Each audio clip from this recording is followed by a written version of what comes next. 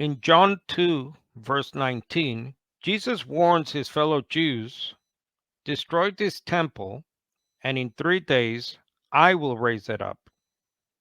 By this temple, Jesus meant his body, that is, his person, and by 3 days to his resurrection from the dead. So, who raised Jesus from the dead? The question itself seems redundant since the New Testament consistently shows that God, that is, the Father, raised his human Son from the dead. This was, after all, the apostolic and early church preaching.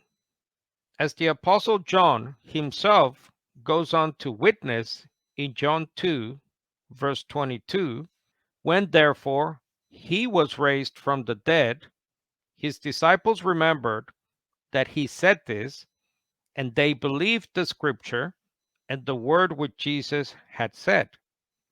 Despite this, many notable Bible commentaries, like the ESV Study Bible, teach that the phrase, I will raise it up, implies that Jesus himself would have a part in raising himself from the dead.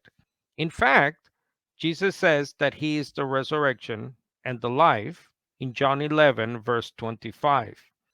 The ESV Study Bible also notes that Jesus' words later in John chapter 10, verse 17, I lay down my life that I may take it up again, implies that the divine nature of Christ was active in his resurrection.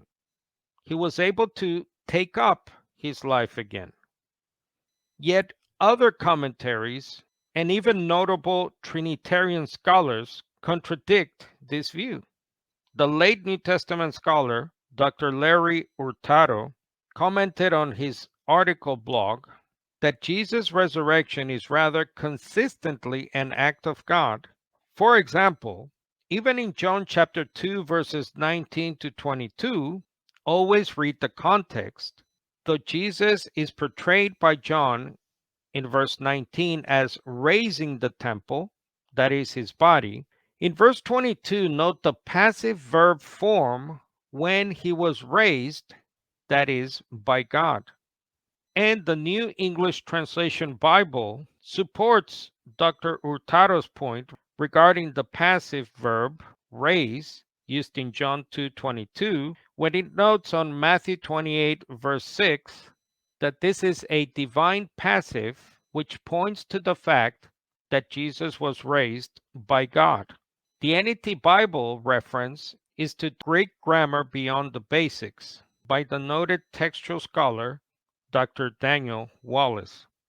There's also this online article by Greek scholar Bill Mounds, who concludes that it is of the utmost theological importance to see that God the Father raised Jesus. The point in all this is that God the Father was the sole actor in the resurrection of his human Son. No one else, or rather, no others, were involved in the resurrection of the Son of God. Hence, the immediate language in John chapter 2 is to be taken figuratively. Jesus here was simply comparing his body with the temple and his future resurrection from the dead as a sign to his unbelieving fellow Jews, and not so much on how his resurrection would take place.